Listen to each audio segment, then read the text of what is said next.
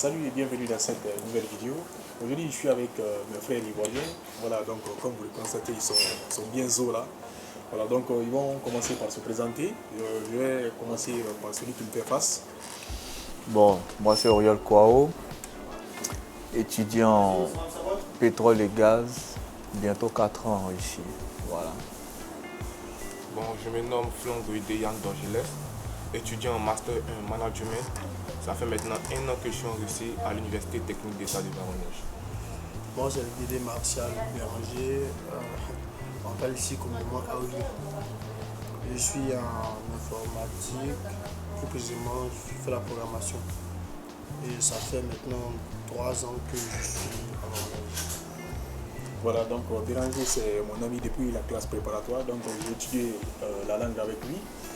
Voilà, donc ma première question pour vous serait de savoir quelle idée avez-vous de la Russie bien avant que vous ne veniez et quelle a été votre motivation? Qu'est-ce qui vous a poussé à venir en Russie?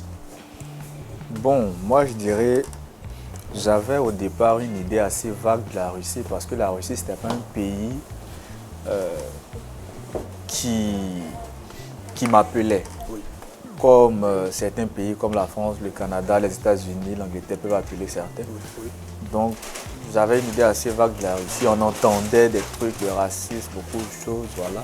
Mais étant étudiant en mine, géologie, pétrole au pays, Oui. passionné par ma faculté, j'avais aussi un professeur, sinon 2 professeurs, je crois, qui avaient étudié en Russie et qui racontaient quand même leurs expériences qui étaient plus ou moins intéressantes, bien à entendre, tout ça. Et particulièrement l'un d'eux nous avait vraiment motivé à la chose, nous avait incité carrément à venir étudier en Russie parce qu'on avait beaucoup à apprendre ici, plus qu'au pays. C'est dans cette optique-là que, voilà, j'ai mené quelques investigations, bien entendu, avec lui. Et comme j'étais en classe d'examen, après l'examen, voilà, il nous a aidés, il a fait nos papiers pour qu'on puisse venir. C'est comme ça que nous sommes retrouvés en Russie. Voilà. Bon, moi personnellement, comme tout le monde, bon, je pensais que j'avais une idée assez vague de la Russie parce que, bon, on me parlait du racisme, tout et tout. Maintenant, après, j'ai voulu faire mes propres recherches parce qu'au fait, il y a un cousin qui est ici qui m'a dit que ici, bon, le coût de l'université, le coût de la vie, bon, ça a un prix un peu convenable. Donc, j'ai essayé de faire mes recherches sur c'est-à-dire sur Internet pour voir un peu. Et puis, puisque je voulais poursuivre mes études en Europe, je me suis dit, bon, pourquoi pas la Russie, puisqu'on dit qu'il propose une bonne formation. Oui. Donc, je suis venu faire ici mes études en économie, en finance. Donc, c'est un peu ça, quoi. Oui, Martial. Bon, particulièrement, moi, je n'ai pas eu, quand je dis pas d'idée en tant que tel, ça veut dire, je n'ai pas fait des recherches en tant que tel sur la Russie, parce que j'avais une idée de la Russie comme un cours d'histoire, Première et Seconde Guerre mondiale. La Russie est un pays développé où tu peux. Voilà, mais faire des recherches comme mes 2 frères l'ont dit, c'est-à-dire approfondir, voir. Je savais qu'effectivement, plusieurs pays, j'étais dans le domaine de l'informatique. Et je savais très bien qu'ils sont aussi avancés dans le domaine informatique. Mais pour dire que j'étais. Pas vraiment.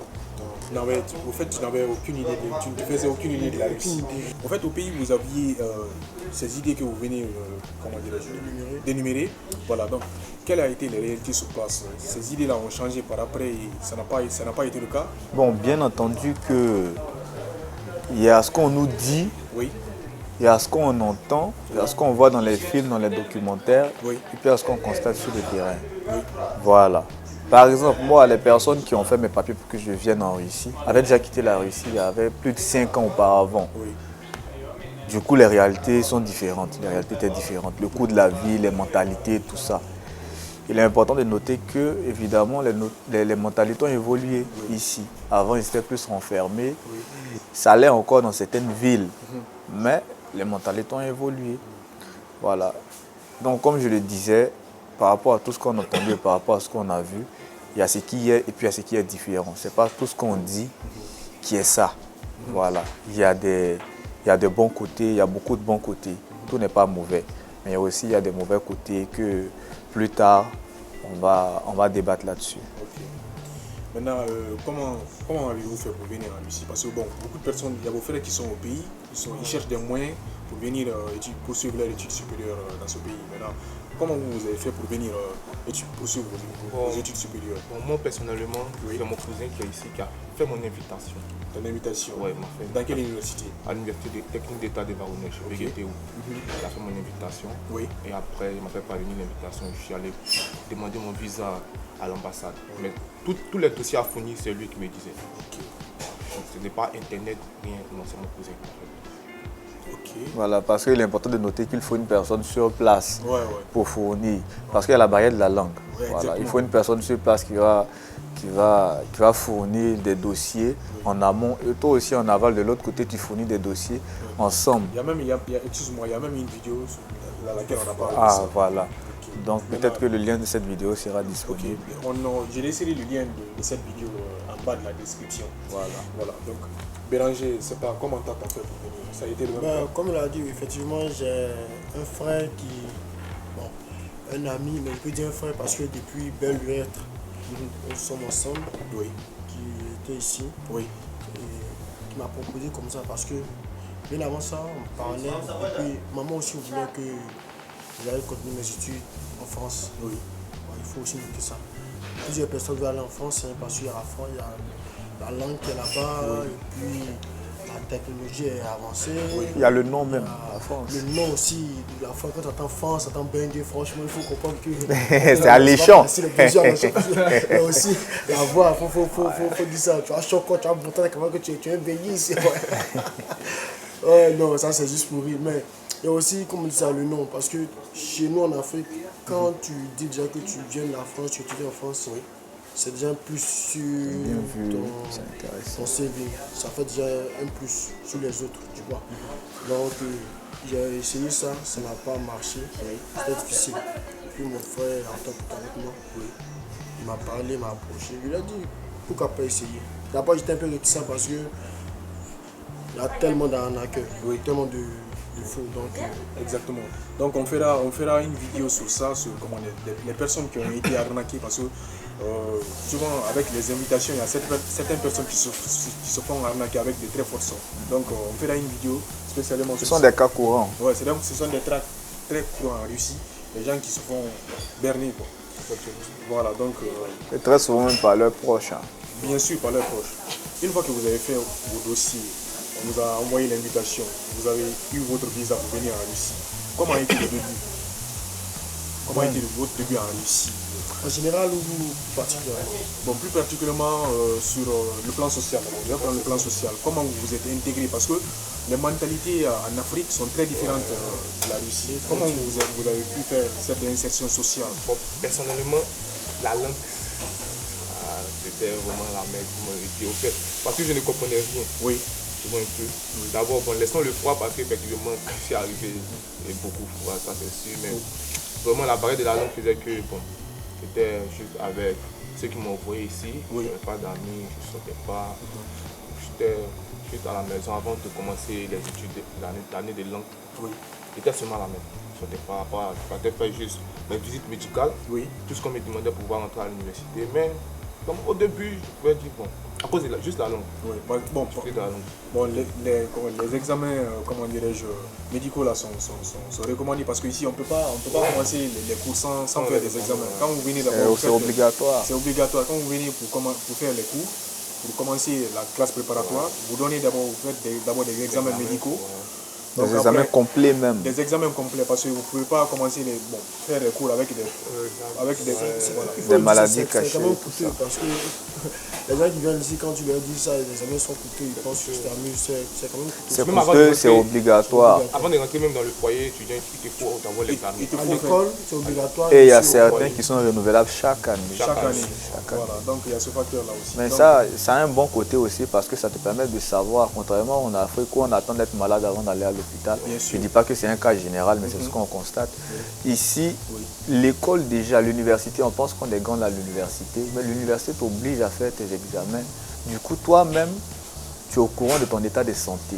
Et s'il y a un mal qui est naissant, ce mal sera détecté, traité. Bien évidemment, si tu as l'assurance médicale, ça va couvrir la majorité des frais et ça sera bénéfique pour toi demain. Bien sûr, il y a même ce qu'on appelle la police d'assurance. Ouais, la police d'assurance, ça peut... Il y a une anecdote aussi, quand on est venu au début, il y a un frère là qui... Bon, plusieurs frères même qui ont eu l'appendicite. Ah oui. Et ils ont été avec soignés gratuitement. Ils ont été opérés sans même payer un seul sou. Donc voilà, comme je le disais, il y a des bons côtés. Il y a des bons côtés. Voilà. Sinon, moi particulièrement, quand je suis arrivé, ça n'a pas été facile. Voilà. Parce qu'il y a ce qu'on te dit. On te dit, voilà, tout est fait, arriver là-bas, ça va aller comme sur des roulettes. Tu arrives, tu vois que tu as été escroqué, tu as été comme ci, comme ça. Et c'est important de savoir que, en tout cas jusqu'à aujourd'hui, à ma connaissance, tous ceux qui viennent en Russie, les étrangers noirs, nous les Africains, on vient avec un statut d'étudiant, avec un visa étudiant. Bien sûr. Donc avant même d'être inséré socialement, il faut que tu sois en bon terme avec l'université. Tu arrives, tu vas faire les analyses, il te faut le visa, tu vas payer les cours, tout ça. Donc c'est le premier pas.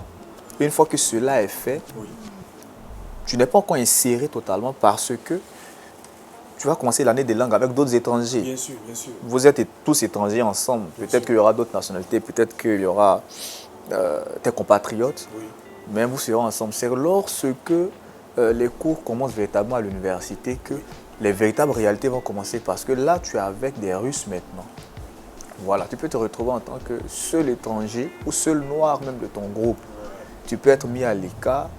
Déjà qu'on a fait l'année de langue, peut-être qu'on a commencé déjà les études au pays, tu peux être même le plus âgé de la classe et de très loin. Bien sûr. 5 ans d'écart, ou peut-être même, il y en a dans 10 ans d'écart. Il sait de quoi il parle. Bien sûr. Et là, ce n'est pas le seul problème. Non seulement il y a l'écart d'âge, et tes gars de la classe, ce sont des enfants parce qu'ils ont à peine 17 ans. Bien sûr. D'autres 16 ans, d'autres 17 ans. En première année, par exemple. Donc, toi, tu as déjà peut-être plus de... Je sais pas, il y en a qui ont plus de 25 ans, 27 ans, qui sont en première année avec des petits de 17 ans. Ils vont s'amuser, ils vont te trouver. Tu es le seul noir, tu es mis à l'écart. Bon, je vais faire court, c'est souvent difficile mentalement. Et aussi, il y a la barrière de la langue.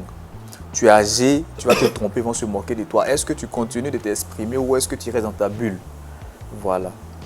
Et au niveau aussi des lex, il y a ce qu'on appelle les cours en amphi, tout ça. Donc, le prof il dicte rapidement. Les Russes même n'ont pas le temps de copier, à plus forte raison. Ce n'est pas notre langue. L'année de langue, une année, ça ne suffit pas pour assimiler véritablement tout ça. Sinon, moi, franchement, quand je ne peux pas mentir, je suis venu de nature, je suis quelqu'un qui, avec les langues, c'est pas facile. Parce que l'anglais, l'espagnol au pays, vous savez qu'on étudie ça plus de 6 ans ou quoi. L'anglais, c'est plus de 6 ans. Bon, pour certains, depuis le primaire jusqu'en terminale. Mais pour nous autres, nous les Gololou, les gens du village, quand on est au village, on n'a pas parlé anglais au primaire. Mais c'est juste pour... Il y a ça, mais quand tu négliges les langues, vraiment, quand tu sors du pays, faut pas, je vais mentir, c'est pas facile. Bien sûr. Et il y a un truc aussi à mettre sur ça. En fait, en Russie, si tu ne comprends pas la langue, tu es foutu. C'est vraiment une véritable et grosse barrière. Tu ne comprends pas parce que un exemple frappant, aujourd'hui, on venait dans le bus, nous étions en train de parler dans la langue française, le monsieur nous dit carrément de parler en russe. Donc, donc c'est des trucs, au début, quand vous venez, c'est des trucs aussi qui peuvent se... Effectivement. Donc Béranger, toi au début, comment ça a été? Ce que je disais, c'était vraiment pas facile. À l'école, tu arrives à l'école là, dans la classe j'étais le plus âgé, doyen, le chef du village, le Dangoro, Ouais. Koroi, Koroi. J'ai fait la classe préparatoire avec lui, donc on se connaît. Et il ne faut pas mentir, c'était de la merde. Excusez-moi pour le terme, mais c'était ça. Et il sait, je savais comment quand ta classe, il dit, mais si je suis tombé dans quoi? Chez nous on dit, je suis dans paix. Laisse vraiment comprendre ça. Mais je suis dans paix. Mais petit à petit, mon frère était là, lui il a un peu plus de facilité à comprendre. C'est lui qui m'aidait, lui et puis avec un autre Congolais, Beniel. C'est eux qui m'ont aidé. C'est vrai aujourd'hui, c'est comme je dis, c'est juste pas je ne suis pas comme j'étais, mais aussi, je n'ai pas encore atteint l'objectif dont je me suis fixé. Mais Dieu fait grâce, ça va. Ça va, Et ça va aller. sinon, c'est pas facile. La langue n'est pas du tout facile, franchement. C'est pas du tout facile. Voilà, maintenant, sur le plan, maintenant, on a parlé comment, du plan social, maintenant, sur l'insertion sociale. Maintenant, sur le plan des études, comment ça a été sur le plan des études? Le plan des études, bon, d'abord, hein, comme je dis, nous avons le statut d'étudiant ici. Donc, du coup, le plan social rejoint un peu aussi le plan estudiantin, académique, tout ça, des études. Parce que tout d'abord, comme nous sommes étudiants, nous allons d'abord à l'école. Et c'est à l'école on peut rencontrer des Russes, on va essayer de s'insérer. Oui. Et même dans la vie aussi active. Oui. Comme il a dit là, si tu ne comprends pas la langue vraiment, comment tu vas te faire comprendre? Comment tu vas exprimer tes besoins? Et comment aussi te faire comprendre? Voilà. Sur le plan social, moi, j'ai fait 2 villes. La première ville dans laquelle j'étais, c'est une ville qui est renfermée. Ils n'ont pas l'habitude de voir des étrangers. Oui. Tu vois, en début d'année comme ça, en début septembre ou bien en fin août, il y a des petits là qui viennent d'autres villes où ils n'ont jamais vu de noirs. Oui. Tu comprends? Vous pouvez vous croiser comme ça dans l'université et puis automatiquement, ils sont surpris. Ils peuvent crier, surtout les filles crient. Elles sont étonnées. Mais c'est quoi ça? Où elles fuient. Au début, tu es scandalisé. Tu te dis, mais écoute, c'est quoi justement? Il y en a carrément qui vont jusqu'à te demander à toucher la peau, voir si ça ne salit pas, si ça ne quitte pas.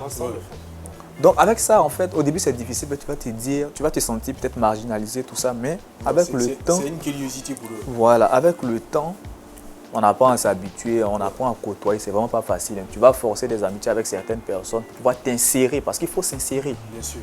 C'est pas facile, il y en a avec qui ça passe, il y en a avec qui ça passe pas. Mais surtout la langue, vraiment, il faut faire beaucoup d'efforts. Il faut faire beaucoup d'efforts. Donc l'insertion, c'est comme ça, c'est avec le temps. Il y en a avec qui, dès le début, ça passe. Oui. Mais il y en a aussi avec qui, même 2 ans, 3 ans, ils n'ont pas réussi à s'insérer véritablement. Donc, c'était... Je pense qu'il a tout dit. Hein. Ouais, Je pense qu'il a tout dit. Moi, je n'ai pas assez d'expérience. Il n'y a plus rien à ajouter. Comme c'est lui le dingue, ça veut dire pas de 4 ans là. Donc, il sait de quoi il parle. C'est ce qu'il a dit, il n'y a pratiquement rien à ajouter. C'est facile pour certaines personnes de s'insérer. Certains acceptent facilement. Il y a certaines villes qui sont adéquates, hein, comme ici. Il y a des Russes qui veulent avoir un ami noir, qui aiment vraiment les Noirs. Qui veulent savoir votre culture, ce que vous faites. Qui se font appeler afro-russes carrément. Je connais 2 qui se font appeler afro-russes, afro-russes. Ils veulent ça, le contact là, ils veulent ça. Mais par contre, il y a d'autres aussi qui sont réticents. Ils sont réticents, peut-être, certainement parce que peut-être. Qui manquent même d'informations. Ils sont très ignorants. Ils sont ignorants. Ça carrément. aussi, ils savent parce qu'ils ont appris sur les Noirs que les Noirs sont vigoureux, sont forts, sont top. Certains aussi, à cause de la jalousie, se disent que les Noirs qui payent, quand tu viens ici, tu payes une fois pour les cours, pour vivre. Quand donc, quand ils voient, ils se ton disent, niveau de vie, ils se disent que mais c'est quelqu'un qui est. Donc il y a un peu ça aussi, il y a un peu, comme on a dit, l'ignorance. tu es comme un roi dans leur pays. Ça bafoue un peu leur fierté. Voilà, en fait, effectivement, il y en a qui sont vraiment aisés. Quand ils arrivent ici, le niveau de vie, ça va frustrer les Russes. Du coup, ils seront pris des jalousies. La jalousie, c'est naturel. Bien sûr. Voilà, surtout que c'est un pays où les habitants sont vraiment trop fiers. Voilà, les Russes sont des gens qui sont vraiment fiers. Donc, quand tu as un niveau de vie supérieur à lui, son niveau de vie, c'est clair, il ne va pas t'aimer. Mais il y en a, ça ne leur dit rien, ils sont cool, tranquilles, quoi. Comme sur des roulettes. Donc, c'était ça, comment dire, sur le début. Bon, je ne vais pas parler de ça. Et puis aussi, niveau insertion sociale. Vous voyez, il y en a qui pensent que l'Afrique, c'est un quartier, même pas un pays. Ouais.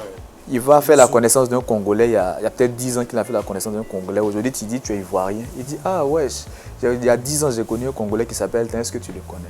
Quand il dit non, il est étonné. Comment ça? Si vous êtes tous africains, non? Oui. Donc vous devez vous connaître. Même la langue, ils pensent qu'on parle la même Ils pensent qu'on parle la même langue. Donc ils sont mal informés. Ils sont mal informés. Et puis souvent, c'est pathétique, mais c'est drôle. On finit par s'habituer à ça, quoi. Voilà. Il y a plein qui sont mal informés. Il y en a même qui pensent que les Africains vivent toujours dans la jungle avec ce qu'on appelle les kojo. Là. Oui, dans l'anecdote, il y a mon frère qui m'a fait venir ici, il me disait que quand il est venu à première année, les gens parlent première année, mais sa première année d'université, après la première année. Il dit, il y a un russe qui lui demandait comme ça. Mais vous êtes en Afrique, là? Il a dit, mais comment tu as fait pour venir ici? Justement. Et mon frère aussi, parce que lui au début, il ne comprenait pas. Il dit, comment il fait? Mais est-ce qu'il y a un avion là-bas, tout ça? Il est venu, c'est la nage. Le gars, il est étonné, c'est quoi la nage? Comment tu fais? Il vit des situations. Comment t'as fait pour manger dans l'eau? Il est son Fatima. C'est très curieux. Moi, il a déjà répondu comme ça. Manque Aussi. d'information. À la nage, manque d'informations, un grave manque d'informations. Ils sont dans leur bulle, ils savent rien et puis ils émettent des hypothèses qui ne sont même pas vraies. Maintenant, dans vos différentes activités, vous vous levez le matin, vous allez à l'université, vous revenez, vous cuisinez, vous allez au magasin. Dans tout ça, est-ce que vous êtes souvent victime de racisme? Oui, ça arrive. Ça arrive. Le racisme s'observe en un premier lieu avec les personnes d'un certain âge, peut-être du 3e âge, beaucoup âgées, qui ont fait les guerres récentes, les dernières guerres de la Russie, là, et qui ne sont pas encore arrivés à accepter les étrangers, à plus forte raison les Noirs. Vous voyez, donc c'est ça. Mais dit qu'on a été, moi personnellement, je n'ai pas été victime d'un racisme à un tel point. Voilà, comme je l'ai dit, il n'y a que des personnes mal informées, qui ne sont vraiment pas informées, qui peuvent être racistes. Voilà. Les personnes avec qui j'ai constaté ça, ce n'étaient pas des personnes qu'on pouvait considérer comme étant agents comptants, quoi. C'était juste, donc je n'ai pas considéré ça, c'était léger de mon côté. C'était léger de mon côté, c'est ce que je peux dire. Voilà. Moi, personnellement, non, je n'ai pas été victime de racisme. Mais peut-être ce que je peux dire, dans le bus, comme il a dit, les personnes âgées. Non, ça arrive. Voilà, ça arrive. Donc, tu es assis là, il y a de la place et elle ne passe pas, peut s'arrêter. Plusieurs fois, tu donnes la place à une dame qui a beaucoup d'affaires. Ah, madame, asseyez-vous s'il vous plaît. Elle refuse. Asseyez-vous, vous avez des affaires. Non, ça va. Son frère se lève là-bas. Quand il dit son frère, un russe ou bien une russe s'élève automatiquement, elle part s'asseoir. Elle court pour aller s'asseoir. Alors que devant tout le monde, toi tu lui as proposé la place, elle ne s'est pas assise. Ça fait un peu honte. Tu vois, tu te souviens la dernière fois quand nous allions à Moscou, il y a une dame, comme il a dit, parce qu'on parlait le français. Elle a parlé, on n'a pas prêté attention parce que vous savez aussi, quand nous sommes derrière un transport commun. Et la dame, elle nous a parlé, on n'a pas prêté attention. Et parce que c'est pas à tout, il faut répondre. On est habitué à ça maintenant. Ouais, on est habitué. Et elle nous a parlé, on n'a pas voulu répondre à ça parce que, comme il a dit, c'est pas à tout, il faut répondre. C'est aussi, il ne faut pas répondre aussi au coup de pied de l'âne. Donc, elle nous sort là-bas, espèce de singe. À nous deux. Pratiquement. Dans le bus devant tout le monde. Mais on a atteint un certain niveau et puis en plus c'est une femme aussi. On s'est dit bon, les femmes c'est leur manière d'exprimer leur frustration. Mais je ne voyais pas en tout cas de frustration. Peut-être parce qu'elle n'a pas répondu. Elle voulait faire des histoires peut-être non. Elle voulait attirer l'attention sur elle parce que on parlait. Les gens étaient dans le bus, ils n'ont rien dit. Il y a des gens qui dormaient. Ils aiment beaucoup attirer l'attention. Justement, les gens dormaient, ils n'ont pas dit qu'on les dérangeait. Le bus a garé, on allait faire nos besoins, se dégourdir un peu les gens, où tout le monde est réveillé, chacun cause, on cause, et puis elle sort ça. Oh, taisez-vous. On a fait comme si on n'a pas entendu. Elle réplique encore. Oh, espèce de singe là. Personne n'a parlé. On a laissé. Tranquillement. Donc souvent, c'est comme ça qu'il faut répondre à certaines interactions, à certains réagir. Voilà, tranquillement. Comme je l'avais dit, surtout si vous ne parlez pas la langue, ça devient un truc très compliqué. Parce que on peut rester là en train de vous dire des sales mots. Alors que souvent, le respect il s'impose. Ouais, le respect s'impose. Voilà, parce qu'il y a des situations où il faut imposer le respect. Parce que si tu as laissé passer, demain à tes frères, ils vont faire pareil et même pire. Parce que la personne qui est en train de se traiter comme ça de la sorte avec toi, peut-être par le passé, il s'est comporté envers ton frère de la sorte, il n'a pas réagi. Du coup, il s'est dit, il peut faire tout des noirs. Non, c'est pas comme ça. Voilà.